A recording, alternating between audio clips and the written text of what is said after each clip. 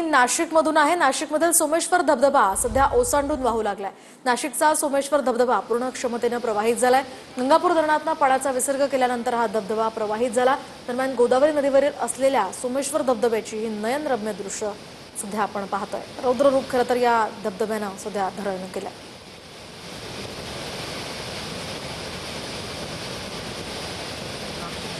गोदावरी नदीवर असलेल्या सोमेश्वर धबधबा आता पूर्ण क्षमतेने प्रवाहित झालेला आहे। आपण सध्या गोदावरी नदीवर असलेल्या सोमेश्वर धबधबा या ठिकाणी आहोत। गंगापूर धरणातून जवळपास 6000 पेक्षा अधिक क्युसेस वेगाने गोदावरी नदी पात्रात विसर्ग करण्यात आल्यानंतर गोदावरीच्या पाणी पातळीमध्ये वाढ झाली आहे आणि त्यानंतर सोमेश्वरचा धबधबा जो आहे तो आपल्याला पूर्ण क्षमतेने या ठिकाणी प्रवाहित होत असल्याचं बघायला मिळत आहे।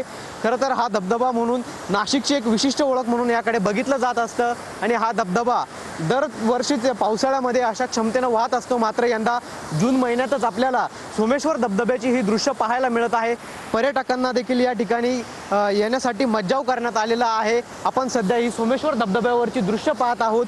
पूर्ण क्षमतेने आता सोमेश्वर धबधबा आपल्याला जून महिन्यातच प्रवाहित झाल्याचं एकंदरीतच या ठिकाणी पाहायला मिळतंय। कॅमेरा पर्सन कुशल पाटीलसह पवन येवले, TV9 मराठी, नाशिक।